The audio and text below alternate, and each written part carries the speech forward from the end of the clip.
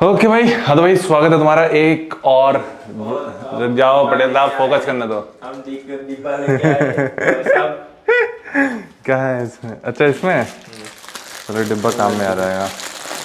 तो क्या इसको रख दो अभी साइड में, इसको भी रखना इसमें चाहिए। भी है। हाँ हाँ दिख रहा, आवाज़ आ रही है। हाँ हाँ तो भाई रुक जाओ, साइड में हो जाओ पहले थोड़ा सा तुम। तो भाई स्वागत है तुम्हारा डे 1 में, और आज पहला दिन है तो तुम्हें कुछ चीज़ों के साथ अपडेट कर दें। तो पहली चीज़ ये है कि आज हमने मेजरमेंट्स लिए हैं। मेजरमेंट्स लिए नहीं है मतलब हमारे पास जो पीक बल्क है उसके मेजरमेंट्स हमारे पास थे, तो हमें उसकी तो लेने की ज़रूरत नहीं पड़ी है। लेकिन मेन चीज़ तुम्हें अपडेट करनी है डिसिप्लिन के साथ जो हमने बिल्डअप किया बीते 3 दिनों में। तो सीन ऐसा था कि अब हमने आदत बना ली है 10 बजे सोने की, और ये आदत बनी है हमारी 3 दिनों में। क्योंकि होता क्या है कि अगर तुम्हें बल्क या फिर इसमें क्या कहते हैं बॉडी रिकम्पोजिशन में जा रहे हो, फैट लॉस में भी जा रहे हो, तो कार्डियो करना ही होता है। तो कार्डियो करने के लिए हमने सुबह का टाइम चूज़ किया, स्पेशली खाली पेट। वो ज़्यादा फ़ायदा करता है ऑब्वियसली, ब्लड फ्लो वगैरह के लिए वो ज़्यादा बेनिफिट है। लेकिन होता क्या है कि अभी तक हम 12 बजे सो रहे थे, तो ऐसा नहीं होगा कि एक दिन में ही तुम पूरा एकदम चेंज हो जाते हो।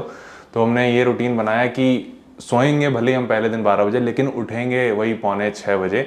तो हुआ उसमें क्या कि पहले दिन किया हमने, और एकदम कहते हैं ना कि भद्दी शक्ल में हम रनिंग करने के लिए, रनिंग तो नहीं वॉकिंग करने के लिए गए, और वहाँ हमने टाइम स्पेंड किया कि एक टाइम हमने अलॉट किया है कार्डियो को तो वो वहीं रहेगा। तो हमने जल्दी उठे और गए, आंखें हमारी सूजी थी लेकिन हुआ कार्डियो। फिर अगले दिन क्या हुआ कि थोड़ी थोड़ी तुम्हारी फटती है कि भाई अब सोना ज़रूरी है। तो उस केस में क्या हुआ कि दूसरे दिन हम सोए थे करीब 11 सवा 11 बजे के आसपास, और अगेन अगले दिन थोड़ा ज़्यादा बेटर हुआ। और आज का सीन बताएं तो आज हम सुबह तो उठ गए थे टाइम पे, लेकिन कल रात को हम 10:05 पे सो गए थे। तो ये काफ़ी अच्छी चीज़ हुई हमारे साथ। बाकी आज दिन है डे 1, तो शाम की मील तो वही हमारी क्या कहते हैं छाती राइस और दाल। बाकी पटेल साहब आए हैं घर पे हमारे, तो उनके लिए हम लेकर आए हैं क्या कहते हैं राजमा चावल। कहाँ गए? ये रहे। तो देखो भाई यही है डिसिप्लिन कि हमारे पास ऑप्शन था कि चाहते तो आज हम राजमा चावल अपने लिए भी ले आते, लेकिन एक तो हमने सुबह बना के रखा हुआ था, तो वो भी एक रीज़न था कि हम नहीं लेकर आए। लेकिन ठीक है, हमें लगा कि नहीं यार एक दिन बिगड़ता है तो बाकी दिन धीरे खुद ही बिगड़ते हैं। तो आज थोड़ा सा डिसिप्लिन मेंटेन होगा, फोकस रहेंगे। तो यही तुम्हें मेन चीज़ अपडेट करनी थी, चाहे पहला दिन हो चाहे 100वां दिन हो, डिसिप्लिन तुम्हें रहना है और नो चीट मील। ठीक है भाई? तो बस इसीलिए तुम अपडेट करते हैं। बाकी तुम वर्कआउट देखोगे, आज तुम देखोगे लेग्स डे 1 है, लेग्स डे तो काफ़ी सही चीज़ है। तो देख के बताना कैसा लगा। बाकी अगर तुम हमें सपोर्ट करना चाहो तो तुम अपने लिए अवतार का वे प्रोटीन ले सकते हो। अगेन तुम्हें पता है कि कोड तुम्हारे भाई का अंकित जी अवतार है। लिंक हम शायद तो चैनल डिस्क्रिप्शन में ऐड करना चालू कर दें, वरना तुम अवतार की ऑफिशियल साइट से ले सकते हो। तुम्हें डिस्काउंट कोड मिलेगा और हमारा भौकाल टाइट होगा। ठीक है, बस यही तुम्हें बताना था। बाकी वर्कआउट देख के बताना कैसा लगा। ओके भाई, उम्मीद तुम्हें दिख रहा होगा। तो welcome back to in other video, या फिर तुम्हारा एक और वर्कआउट सेशन में तुम्हारा स्वागत है फिर से। अगेन आज लेग्स डे है, मतलब लेग्स ट्रेन करनी है। मेजरली हमें फोकस करना है क्वाड्स पे और इनर थाई एंड काफ्स, क्योंकि इनर थाई हम अगले सेशन में भी रखते हैं। हैमस्ट्रिंग अगले सेशन में ज़्यादा फोकस करते हैं उस पर, एंड इस सेशन में क्वाड्स, हैमस्ट्रिंग और तुम्हारे इनर थाइस पे ज़्यादा है। देन यही मेन चीज़ है। बाकी ग्लूट्स तो अगले मतलब कि अगले सेशन में इंक्लूड करते हैं, ग्लूट्स इसमें नहीं करते। तो ये सीन है। बाकी अभी हम बता दें कि हमने सुबह जैसे वो जाना शुरू किया है कार्डियो करने के लिए। अभी तो आज जैसे हम धीरे धीरे बढ़ा रहे हैं। जैसे सबसे पहले दिन हमने करीब कितने 1.5 किलोमीटर वॉक की थी, फिर कल हमने 2 किलोमीटर की, और आज करीब 2.5 किलोमीटर से ज़्यादा का वो चक्कर रहता है। मतलब कि सिर्फ आने जाने नहीं करें, सिर्फ वहाँ पे जो हम डेडिकेटेड करीब 45 मिनट का सेशन रखते हैं इस तरीके से। तो उसमें सिर्फ वॉक रख रहा है कि हाँ हम इतना टाइम दे पाएँ कार्डियो को। तो उस चीज़ को अगर हम जब आगे जाके हायर इंटेंसिटी पे लेके जाएंगे तो हाँ सेम टाइम में हम ज़्यादा कैलोरीज बर्न कर रहे होंगे। लेकिन अभी क्या हम सिर्फ रूटीन बना रहे हैं एक तरीके से, कि ताकि अभी हम उस टाइम पीरियड को सेट कर सकें कि हाँ ये टाइम पीरियड डेडिकेटेड हमारा कार्डियो के लिए है, तो इसके अकॉर्डिंग हमें बाकी का दिन एडजस्ट करना है। तो उसके अकॉर्डिंग अब हम 10 बजे सोने भी लगे हैं। हमें शुरू में दिक्कत हुई थी कि जैसे होता क्या है कि तुम जल्दी, ऐसा नहीं होगा कि आज डे 1 है तो आज ही तुम डिसिप्लिन में आ जाओगे कि सुबह उठ जाओगे। लेकिन हमने तुम्हें पता होगा अगर तुम इंस्टाग्राम पे देख रहे होगे, तो हमने 1-2 दिन, इवन बल्क की जर्नी के आखिरी दिन थे, तो सोते तो हम वही क्या कहते हैं 11:30 और 12 बजे थे, लेकिन उठ रहे थे हम 5:45 बजे। तो इसमें होता है कि जब तुम अपने आप को फोर्स करते हो कि नहीं तुम सो थाला कभी भी, लेकिन तुम्हें उठना 5:45 ही है, तो तुम्हारी बॉडी उस चीज़ को खुद ही अडाप्ट करने लगती है एंड तुम जल्दी सोने लगोगे। तो पहले दिन हम जैसे 12 बजे के करीब सोए थे, सुबह उठे थे 5:45 बजे, तो अगले दिन हम क्या हुआ था कि एनी हाउ हमारी बॉडी खुद ही बताने लगी थी कि नहीं भैया आज जल्दी सोना है। तो हमने प्लान किया था कि कुछ नहीं तो 10:30 बजे सोएंगे, लेकिन हम सोए थे अगले दिन करीब 11 या 11:30 बजे के। फिर उसके अगले दिन हमने और कोशिश की कि नहीं यार उठना उतने बजे तो जल्दी सोएंगे। तो कल का हम बताएं, कल हम सो गए थे रात के 10:05 पे, मतलब कि हमने इवन सारी लाइटें वगैरह 10:05 के आसपास बंद कर दी थी। तो रूटीन में इसी तरीके से आ जाता है कभी कभी, जैसे कहते हैं ना कि रूटीन में तुम आते नहीं हो, रूटीन कभी कभी तुम्हें खुद के ऊपर फोर्स करना होता है, गो हार्ड ऑन योर सेल्फ वाला सीन। ठीक है, तो इसका हम थोड़ा सा डिटेल में चर्चा तुमसे किचन टॉक्स में भी कर ही लेंगे, बट अभी के लिए तुम्हें मोटा मोटा बता दें। मोटा मोटी मोटा ऐसे करके कुछ कहते हैं यार, हिंदी में मोटा मोटा नहीं कहते हैं, हिंदी में मोटा माटी कहते हैं, मोटा मोटी कहते हैं, ऐसे कुछ कहते हैं, भूल रहे हैं। ठीक है, तो जो भी है, लेकिन अभी फ़िलहाल के लिए बता दें आज लेग्स करनी है। तो टोटल ज़्यादा मूवमेंट नहीं रहते क्योंकि एक में ही ज़्यादा पुश करने की कोशिश करते हैं। आज हमें बारबेल स्क्वाट्स करनी है, थोड़ा सा उसमें जाने की कोशिश करेंगे डिसेंट वेट के साथ। डेप्थ के लिए स्टूल यूज़ करेंगे।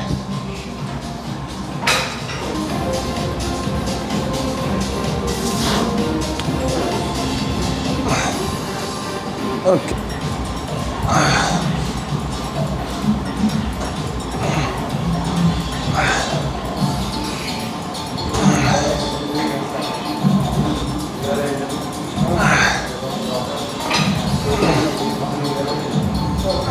उसी में से कि 35 से शुरू करेंगे। कोशिश ये करेंगे कि वेट तो डिसेंट लगाएं, बट उसके साथ कंट्रोल रेप्स लगा पाएँ।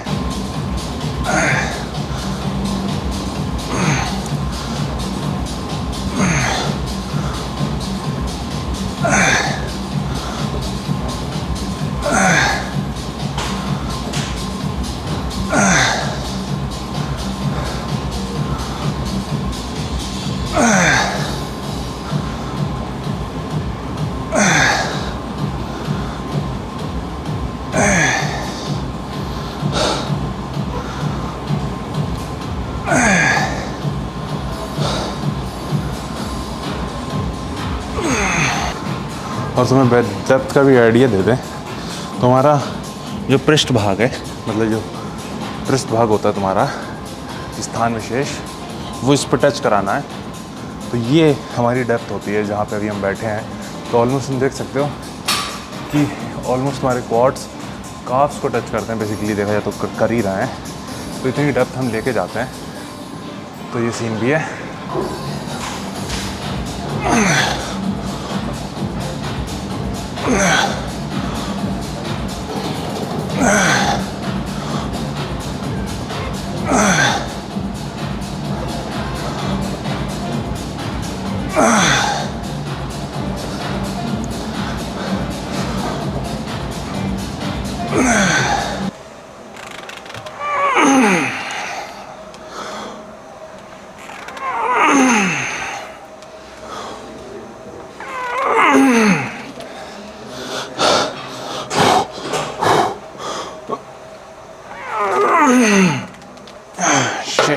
ओके भाई, तो जो अगला मूवमेंट करने वाला है वो ऑब्वियसली होने वाला है लेग एक्सटेंशन। अगेन इस पर थोड़ा सा हैवी जाने की कोशिश करेंगे।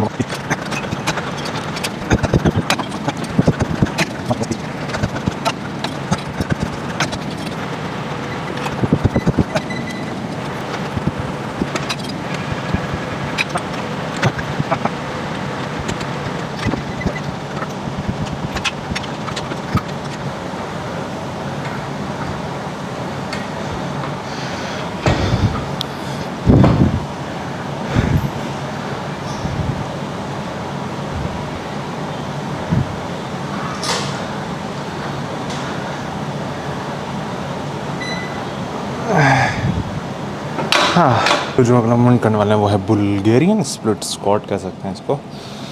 इसमें बारबेल यूज़ करेंगे। साला एक तो ये पैड छोटा है, तो इसको इस लेवल पर रखो कि तुम्हारे पैर अच्छे से इस पर फंसे।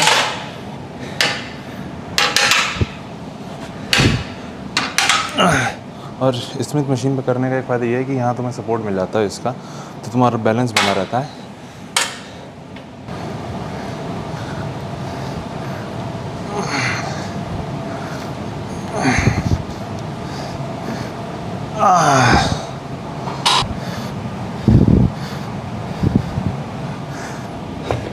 इसमें मैं थोड़ा रेंज ऑफ मोशन पे थोड़ा तो फोकस करना पड़ेगा, क्योंकि मुझे लगता है वो थोड़ा सा कम था, वो बढ़ाना है इस बार में। तो आई थिंक पहले से यूज टू लेते हैं। ये होती है, ये होना चाहिए, ये एंड दिस।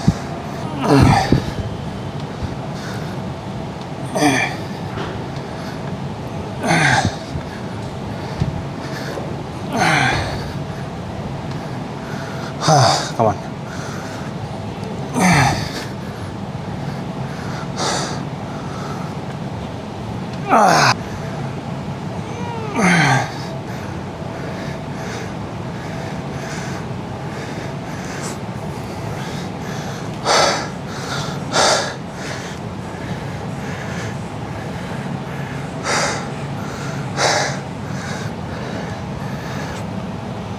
भाई तो ये आखिरी सेट था।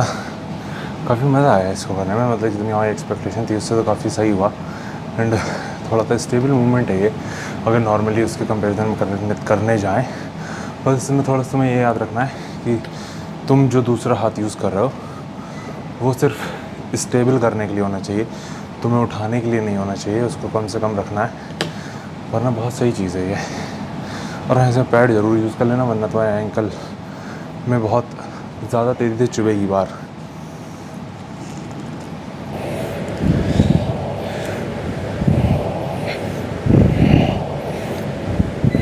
तो अगला मूवमेंट जो करने वाले हैं वो है हैमस्ट्रिंग कर्ल।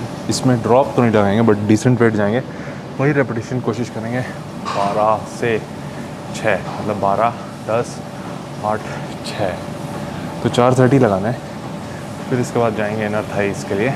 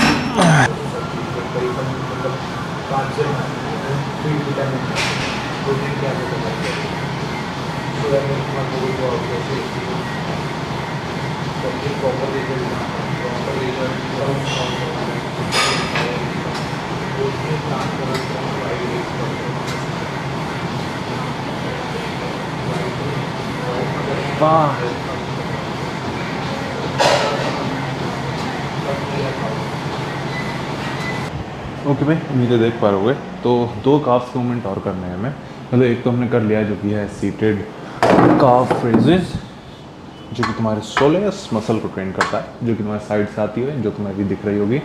देन थोड़ा सा पीछे जो कहते हैं काफ्स कह लो, तो वो मेरे ख्याल से इसको गैस्ट्रोक्नीमियस कहते हैं, शायद, हम श्योर नहीं है। टिबियालिस होती है सामने, सोलेस होती है साइड में, गैस्ट्रोक्नीमियस हम श्योर नहीं है लिटरली। तो जिसे हम लोग काफ्स कहते हैं, पीछे का हिस्सा ये, तो इसको ट्रेन करेंगे। अगेन इसमें प्रेफर ये करो कि तुम्हारा पैर का जो बेस्ट पोजीशन हम तुम्हें रिकमेंड करेंगे, ऑलमोस्ट 30% अपने पैर का हिस्सा रखो इसके ऊपर, देन बाकी का नीचे। अब जनरली हम लोग मानते हैं कि जितना हमारा एक तरीके से ऊपर रहेगा उतना ज़्यादा सही है, लेकिन ऐसा नहीं है। एक तरीके से तुम्हारी फुल स्ट्रेच पोजीशन ये हो जाती है, देन ऊपर लेके जाओ। देन अंदर बाहर करने का कुछ ज़्यादा मतलब बनता नहीं है, तो जिसमें तुम सबसे ज़्यादा कंफर्टेबल फील करो उस तरफ रखो एंड रेजेस।